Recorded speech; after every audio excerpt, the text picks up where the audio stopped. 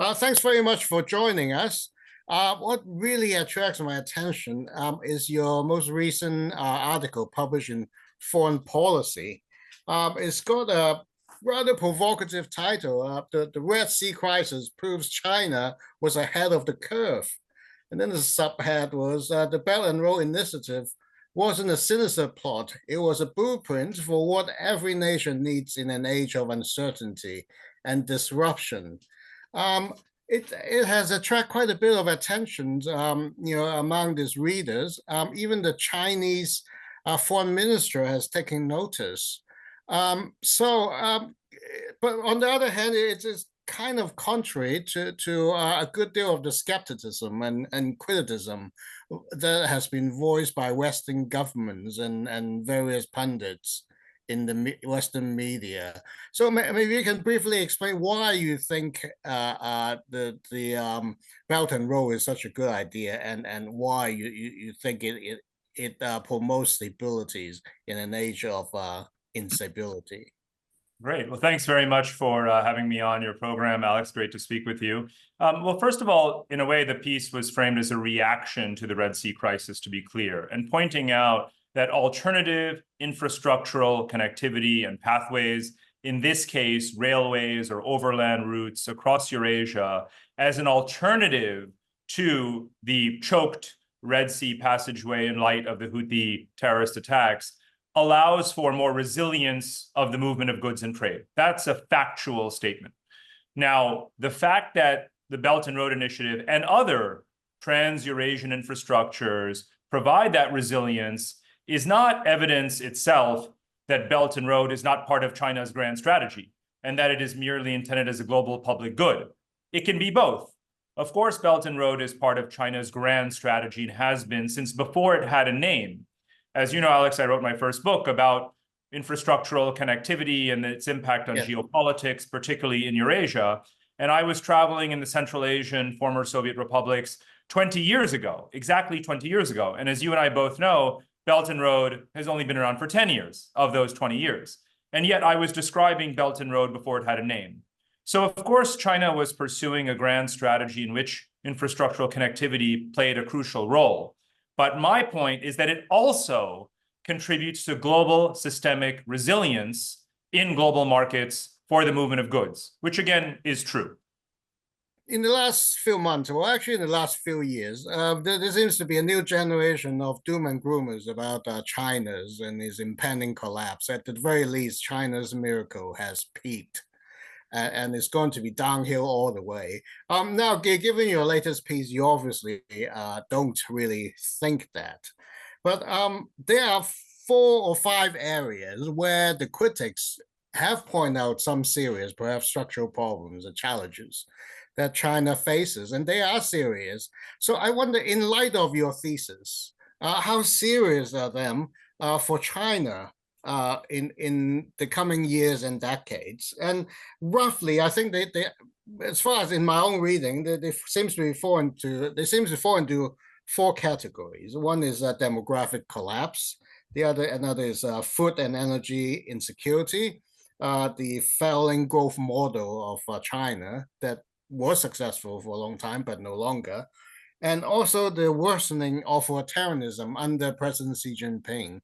Now, I wonder, in the context of your thesis, you might be able to comment on each one of them and see how serious they are as a challenge to China's future. And since everyone is talking about demographic collapse and population decline, maybe we can start with that. Sure. I have long wrestled with China's structural headwinds. I used to say 20 years ago that every problem in China is the biggest problem in human history because it was at the time the most populous country in the world. Technically, it no longer is, but it's still big enough that its problems are significant. Second of all, I actually coined the term peak China about 5 or 6 years ago, before this wave of pessimism, cynicism, and critique of China. And because I was pointing to both the domestic and the international headwinds that China faces, both these same structural features that we'll talk about now domestically, but also the backlash against China's onerous policies and aggression in its own periphery and globally as well. So I take each of those headwinds very seriously. The demographic one is one that was, of course, foreseen long ago with the excessive continuation of the one-child policy leading to both gender and demographic imbalances. You now have a shrinking population, massive overcapacity in real estate, and so on and so forth. One of the things I said in my last book called Move about the future of global demographics, migration, and mobility is that the world's largest country needs more people. And by that, I actually meant China literally needs more people. And actually, you can see in certain industries that despite their very large population, China is in fact importing people in areas where it has significant labor shortages. So the demographic imbalances, the 1-2-4 problem, as it's known, is very, very real.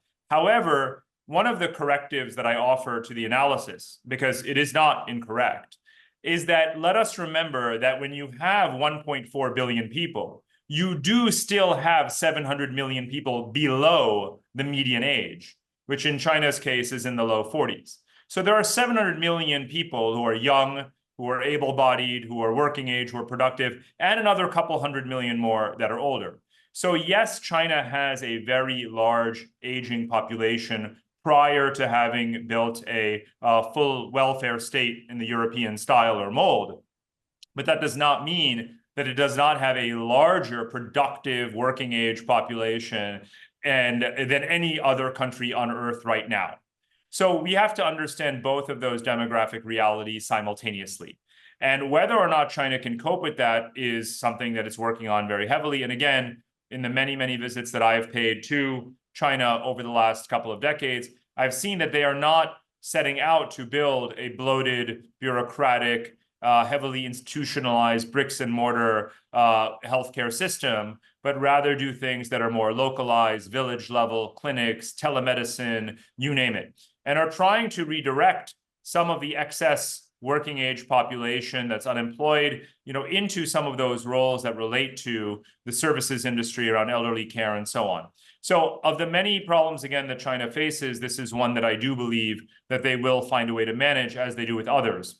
We can certainly tackle the other three areas as well. Let me just quickly say on the failing growth model, as some people say, here again, it is not incorrect that there has been massive misallocation of capital, that consumer demand has been suppressed, and all of these standard critiques.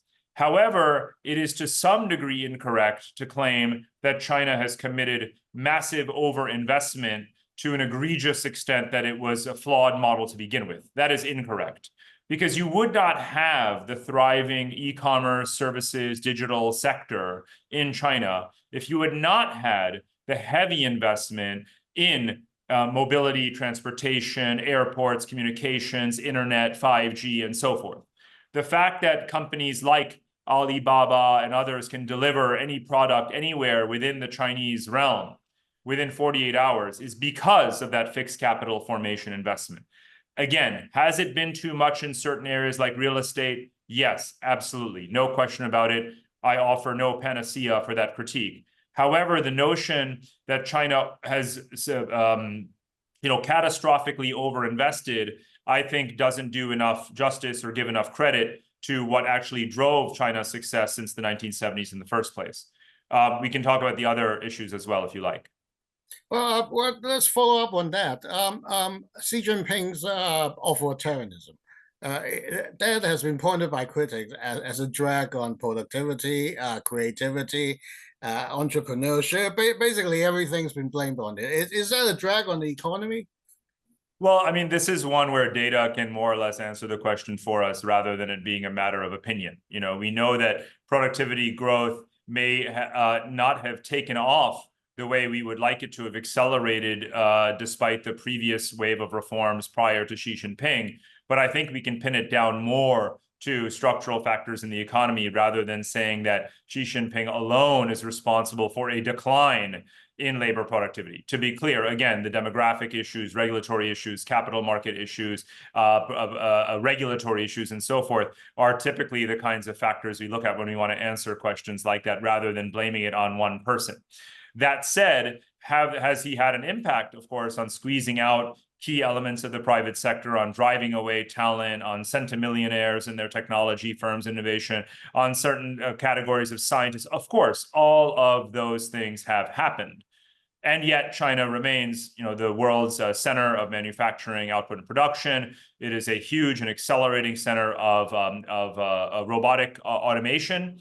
And this is crucial, of course, given the dwindling labor supply for the secondary economy. So, China is finding ways to compensate. Again, yes, these are self-inflicted wounds, whether it is misallocation of capital and overinvestment, whether it is not ending the one-child policy soon enough, whether it is the authoritarian squeeze on talent and capital flight. Those are self-inflicted wounds, and I am not going to defend them. I'm saying that China has a capacity to weather these storms and self-inflicted wounds in ways better than other countries could at perhaps similar or lower levels of development. Okay, there's one more area that I really want to ask you, and that has to do with food and security, food and energy insecurity that many critics have pointed to that supposedly China is facing. Now, how serious is this issue? It obviously involves both domestic production as well as its ability to import enough food and energy. Is this a real challenge, or rather is something that's easily solvable for China? This is by far the weakest of the arguments that critics of China would make.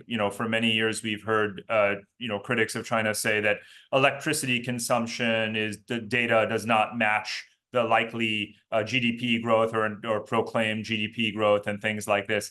And then we've heard them say that China has so many people and mouths to feed and a growing economy. How could it possibly generate enough food? The fact is that, to think in that way presumes that globalization doesn't exist, right? And so therefore it's a really faulty and pointless logic that has never applied and does not apply and applies less and less. The more you look at how connected China is in the world economy, it is, of course, the largest trading nation in the world. It borders 14 other states, as you see here on my map behind me, this tapestry of geography.